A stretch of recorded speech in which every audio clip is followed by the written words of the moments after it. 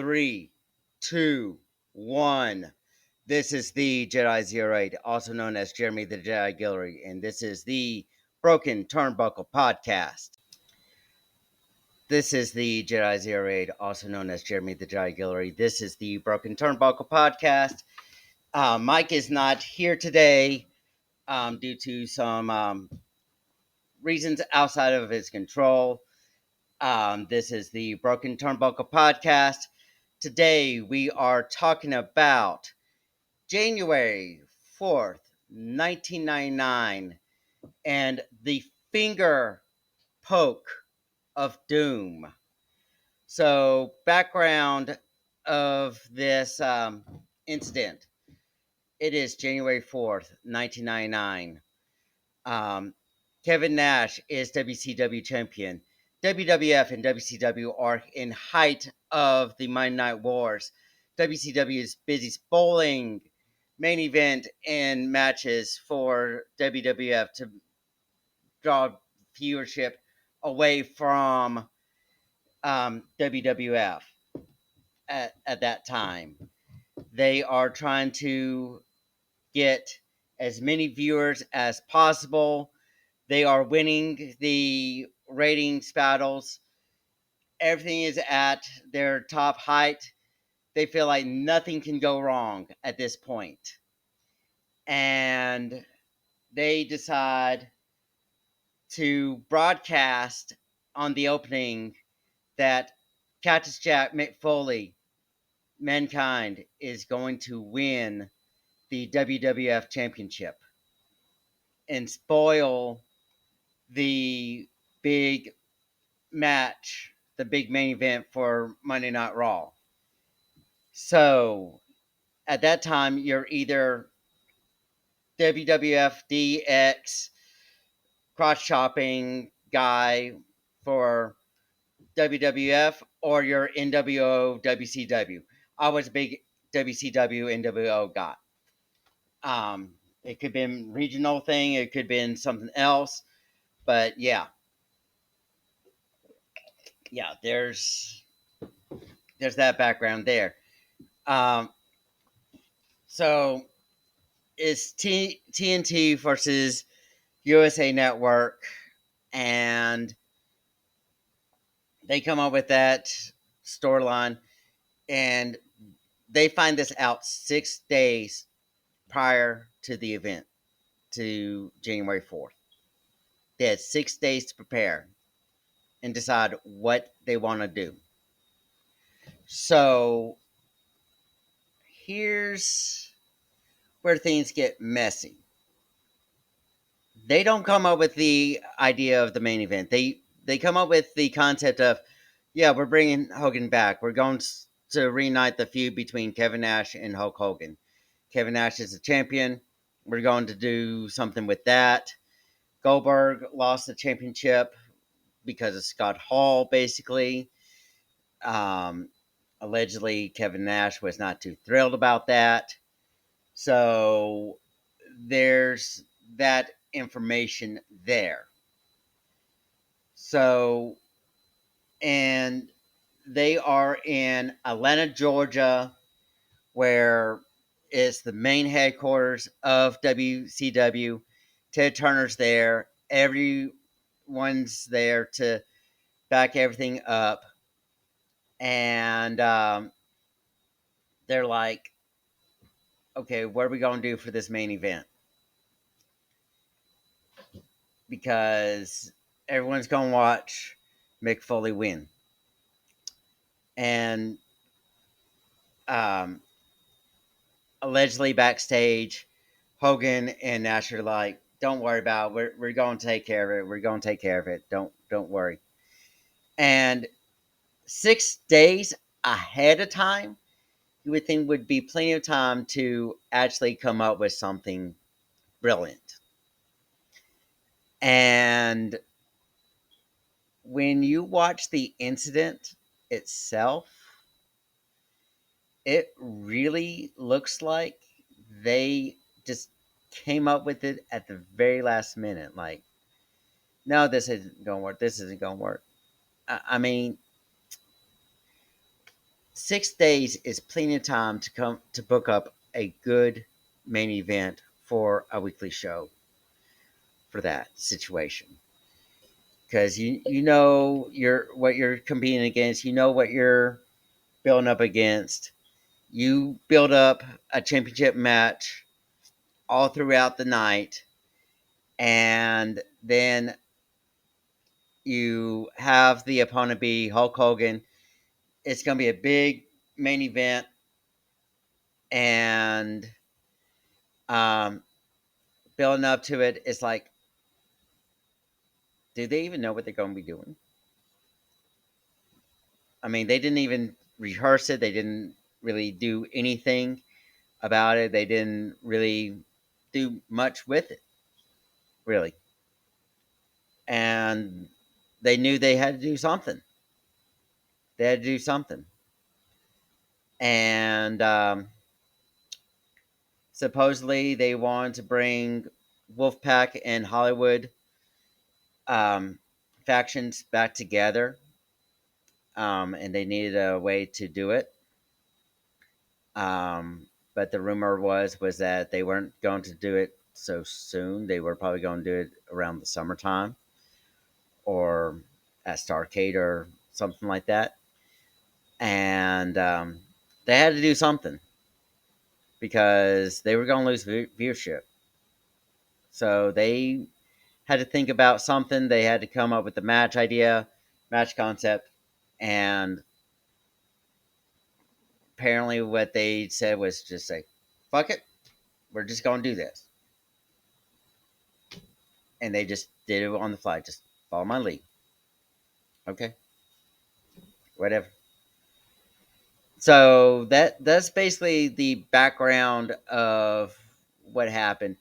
So let's go on to the main event of the incident in question, the finger poke of doom. So while that was going on, the main event match on Raw was going on as well. And the match starts out normal. Hogan comes out, Nash comes out. They circle around the ring against each other. They look around very briefly, and Hogan just pokes. Kevin Nash falls down. Hogan goes for the pin. 1, 2, 3. And everyone's sitting there like, what the fuck just happened? I mean, announcers were shocked. Crowd was pissed. Everything was going on live television. Everything was going on. And, you know, Hogan and Nash were celebrating on there. Scott Hall comes out. Everyone in the NWO comes out, celebrates. You know, NWO New World Order for Life is back together. You know, and people are not happy. Announcers are not happy. Backstage, people are not happy. Bookers are not happy. Everyone's just scrambling around at this point. They're like, what the hell do we do now? What the hell was that? What the hell? How do we follow this up? How does this actually beat WWF?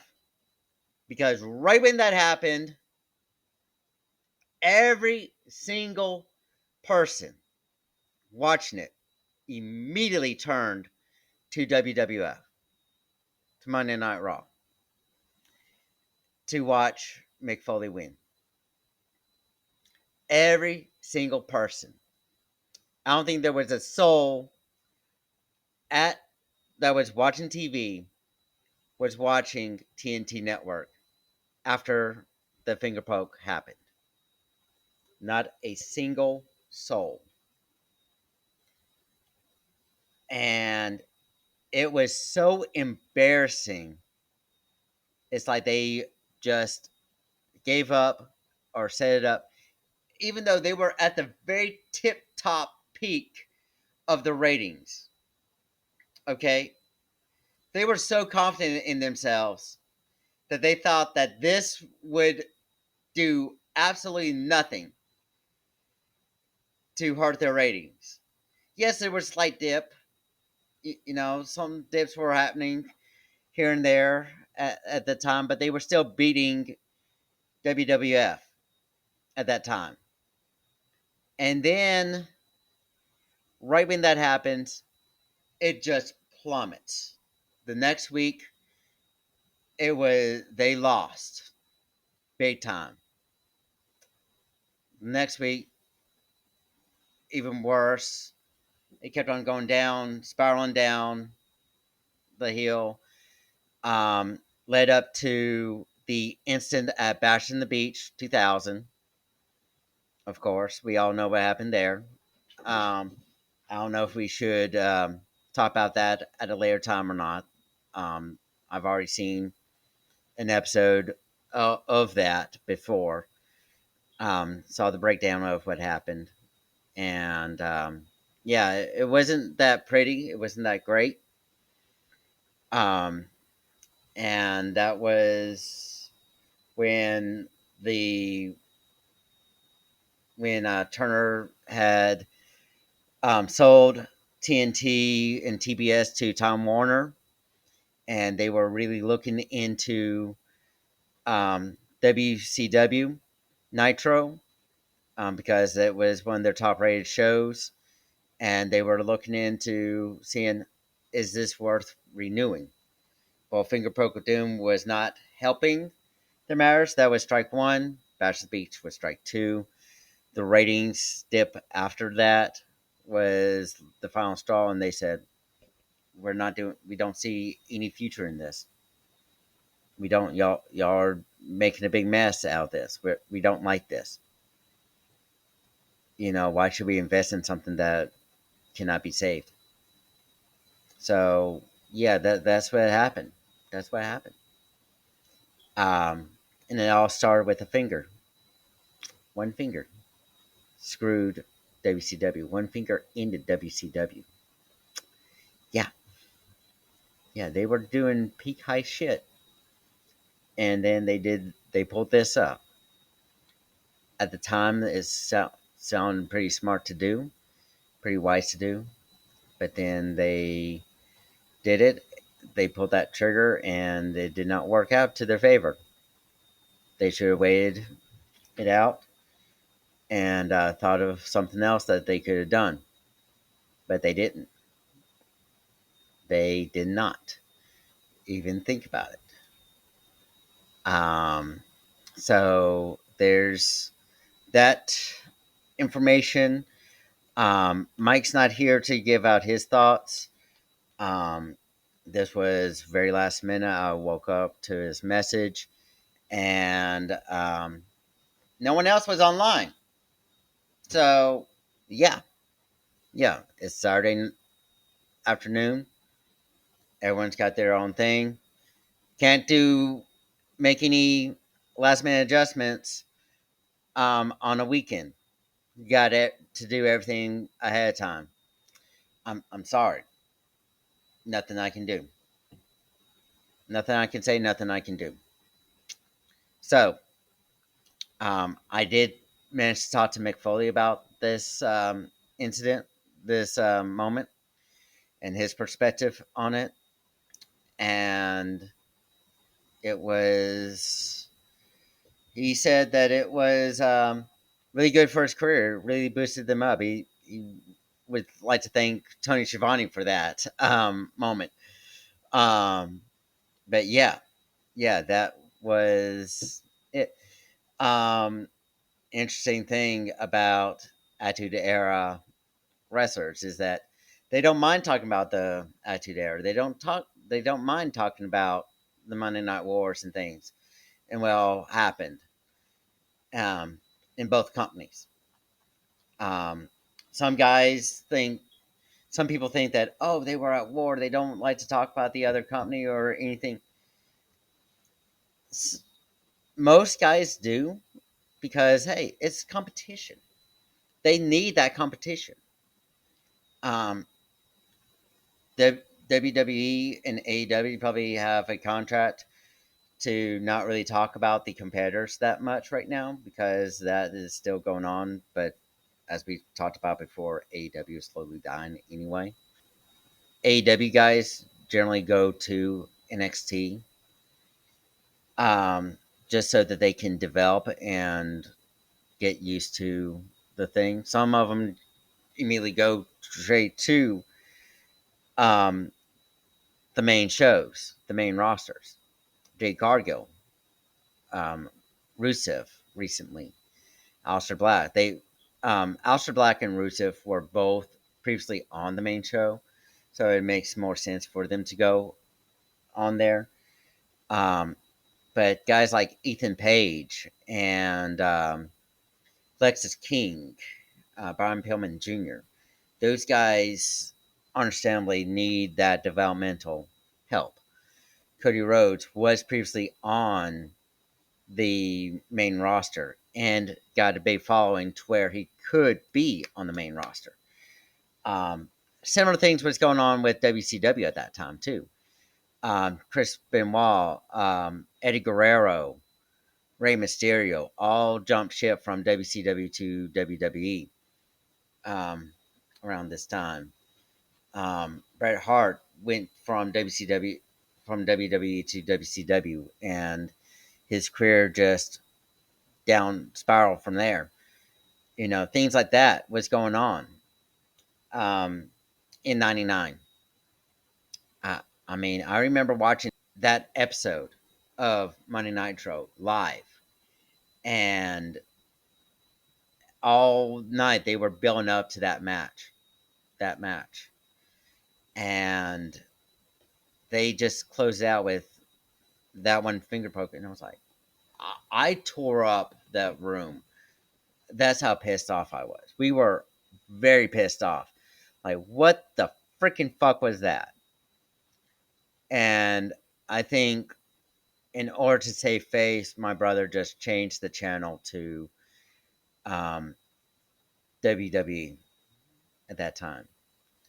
And I think that some of them just stopped watching wrestling altogether at that point.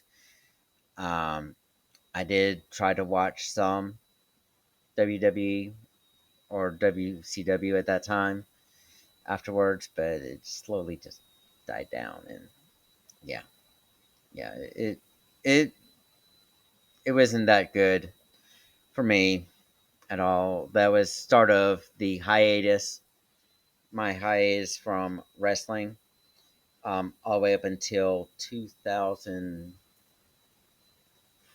I believe, 5 or 6, something like that. When one of our buddies had joined WWE and was saying, "Hey, I'm a referee now. You know, come watch me, support me." So we did it out of his support. You know, um, but yeah, yeah. And then the other stuff happened, and yeah, yeah. It was crazy. It was crazy time. But enough of the nostalgia thing. Let's talk back about the Finger Poke of Doom and my thoughts on it. It was it really looked like it was a last minute idea. They had 6 days to do it, to make a decision on it, and it just seems like they either came up with that on that day and try to build it up to, okay, how can we do this, to saying, let's not worry about this. Let's not worry about this. It's not that big of a deal. They cannot beat us in the range because of just that. They gotta have other stuff going on as well. That's their biggest thing. Okay, so they do that, and yeah, they they look at the event, they look at the moment, and all of a sudden they just go like, "Fuck it, we're we're, we're doing the just poke me, I'll go down, pin, 1, 2, 3. Hulk Hogan's champion again." I mean, what better can they do about that? They can't. Turns out that hurt WCW more than anything else. So, um, for most articles, this is a 4 section thing page where there's really very few paragraphs on it. The biggest paragraph is the reception and aftermath, where they just talk about the ramifications of it. Setup is about 4 paragraphs on this incident or the setup for it. It really goes back to '98, but it really wasn't that big of a setup for it, because they were going on with the regular storylines and things, and then they just right after this moment they just threw it all in the trash. They just threw it all in the trash. Um,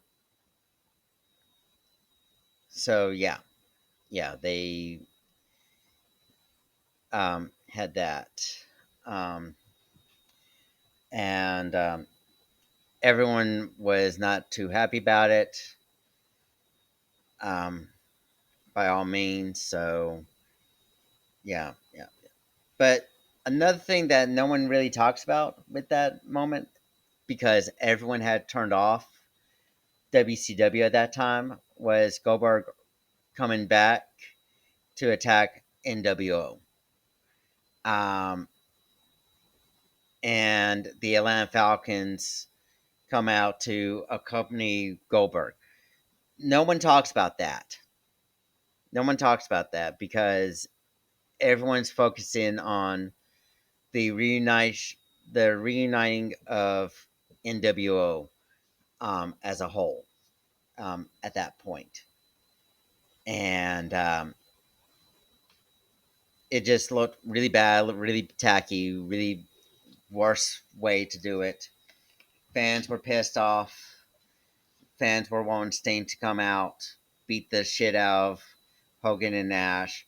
Instead, they get Goldberg, and Goldberg gets attacked. It's just not a good image overall. NWO goes back to their ways and things. So, um, and the next week of Raw, crowd chanting Mick Foley put my butt in the seat. So yeah, there's that too. So that's just based off of the response from Shivani saying that yeah, that'll put butts in their seats. Um, and yeah, that's what Mick Foley was referring to that time I talked to him, with that. Um, so, and of course, we've already talked about the aftermath of it and what all it entailed. It was not a good image for um, WCW at that time or anything. Um, it was not really good by any means. It caused the end of WCW in a lot of people's eyes. I mean, you can argue Bash at the Beach, but this moment was the main thing, the biggest thing that did it. Um, People were not happy. It exposed some of the business and things. It didn't go so well by any means. Um, so, with that said, um, the um, information that I'm pretty sure that Mike would want us to talk about is what's going on with the account. So we have had significant growth in the past week. The last video that we had 41 views. That is terrific. We need to have at least 50 to 100 to probably 1,000 views for this one topic here. Would have gone into much more detail. Would have gone into much more um, information about this, but with it just being me, with the amount of research that I have, I just got to go with what all I knew personally, what all was going on there, what all I got from people that were there working backstage, everything else there. As far as and also had to get research through the internet, which doesn't have very many reliable sources as well, other than just interviews and things. Um, so yeah, page growth, 41 views for our last episode. That is great. That is showing very nice progress. We need to keep that up. We need that view to be growing up a lot more. We need this one to succeed, surpass 41 views. Definitely 50 to probably 100 views. We need more subscribers. So, people, 41 views and 35 subscribers. You know, that is not, that shows that people are watching the shows, but only subscribers and a few others. Guys, y'all guys subscribe. Let's get this page to grow. Let's get this bigger than What Culture Wrestling. Let's get this bigger than all the other things, wrestling wise. You know, let's get this as big as the other shows. You know, so we can talk about actual topics here. Let's get this page to grow here. Um, like I said, I'm not all gonna be all wrestling all the time. Um, 37 subscribers. That's perfectly fine.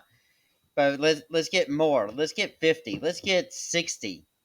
You know, was really looking forward to more people than this.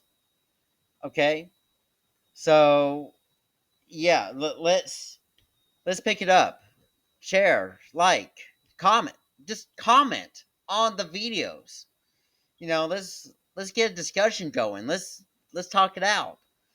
Let me discuss with you about all this, and let's debate it on the video, on the comment thread. You know, let's argue about this. All these shows are pre-recorded. I cannot go on live TV and talk about this. I cannot. So, yeah, let's just know that this channel doesn't always talk about wrestling. The Broken Turnbuckle podcast talks about wrestling. No topics barred. It's not always going to be about wrestling. I'm going to be talking about football. I'm going to be talking about baseball, basketball, you know, all these other sports. Hell, I'm the Jedi 08, Jeremy the Jedi Guillory. I could be talking about Star Wars. There's a lot of shit going on with Star Wars right now. Endor Season 2 ended about 2 weeks ago. and they're still posting videos about it. I could be doing a video about that, but I'm not going to because it's information overload for me right now. I'm not going to talk about history or anything like that. You know, we're going to be talking about a lot of things. This is the Broken Turnbuckle podcast where we talk about wrestling and what we like about wrestling and what wrestling means to us. And as a fan for the finger poke of doom, it is a bad image for wrestlers. For the finger poke of doom, it is bad that one of my favorite shows got canceled because of what they did. Because they were so arrogant to think that a finger wouldn't end their run. And it did. It's bad that a finger ended a whole company like that. That's why you probably won't really ever see another finger poke of doom incident. They may try to recreate it, but it won't be so bad that you'll see something like this happen. Only smaller promotions will be safe enough to do it, to see what fans would say or do. Big companies like WWE, I doubt will do it, um, unless they got something really big storyline on it. Have they done a finger poke of doom? Similar, but not really. There were some instances where it was a squash match, very short match, that led to nothing. It really led to nothing. So there's that information there. Um, so yeah, there's that there's that's going on. So um, page wise, please like, share, subscribe, comment. I need to see some comments on these videos. Just say what we can do, say what we can do better, everything else. My old videos averaged about 100 to 200, 500 views. And now it's down to 36, 37, 50, 41 views. So that is not what we need. My shorts are getting more views than the others. That's average. That's average. I need to go beyond average. I really do. So yeah, yeah. So not knocking on y'all. Y'all are great. Y'all are amazing. Um, we just need to get this page out there some more. Market, market, market. I'm doing all the marketing I can. I need y'all to do some more marketing on y'all's end. Branch out, share. You know someone that likes wrestling? Refer them to us. Say, hey, there's a podcast on YouTube. We want to see it. No, come see it. Come watch the Broken Turnbuckle. It's gonna be amazing. It's gonna be great. We're gonna have better topics. Next week, we are gonna be discussing. Mike should be back next week. And I really hope he's gonna like this topic. Because we are gonna be discussing about the most controversial man in sports entertainment in all wrestling. Mr. Pipe Bomb. And Mr. Um, Best in the World. So, yes, we are going to be talking about CM Punk. And hopefully, this topic is going to have more discussion, more debate.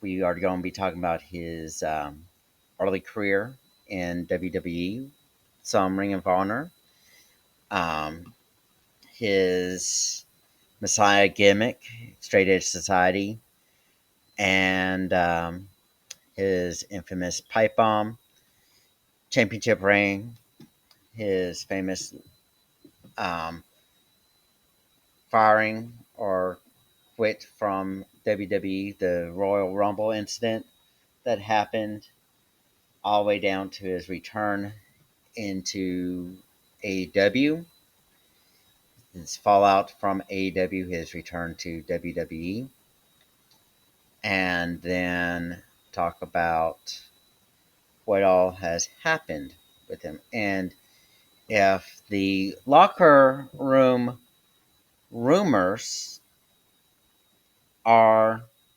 truly there. Um, so it's it's a very controversial topic, controversial guy. Um, but yeah, if he's able to come down on the show, we can definitely do a no holes, no topics barred interview with him for sure. If he's willing to do that as well. I do believe that there are some people that watch the show that have contacts with Mr. Punk, Phil Brooks. Um, so yeah, yeah. If you personally know him and would like him to come on the show and actually defend his actions on some of these topics for next week, you can actually message him and let us know. Let me know. You can follow me on Facebook, Twitter, um, Instagram, all that. I don't have TikTok, so don't search for me on TikTok. You can also find me on here, comment on it, um, and say what all we can do to make this channel grow and things. And definitely, we'll definitely see about what we can do. Um, but yeah, yeah. So that's all I gotta say about next week and what's going on with the channel growth. That is all what we have for the Finger Poke of Doom. This is a very short episode. Mike advertised this as being a longer episode. Um, he told me after the Owen Hart episode that he predicted this one to be about 2 hours, 2.5 hours long, because he had a lot to say about it. And yeah, yeah. I mean, this is a very solid amount of time for um, a general episode and things. I kind of like this idea to do. Um, but yeah, I am very proud of the progress that we've made so far. I hope that we do have a lot more progress. We do have a Sabu tribute episode that um, we'd like y'all to watch as well. Um, and yeah, yeah, please like, share, subscribe, and comment. This is the Jedi 08, also known as Jeremy the Jedi Guillory. This has been the Broken Turnbuckle Podcast. Thank you and goodbye.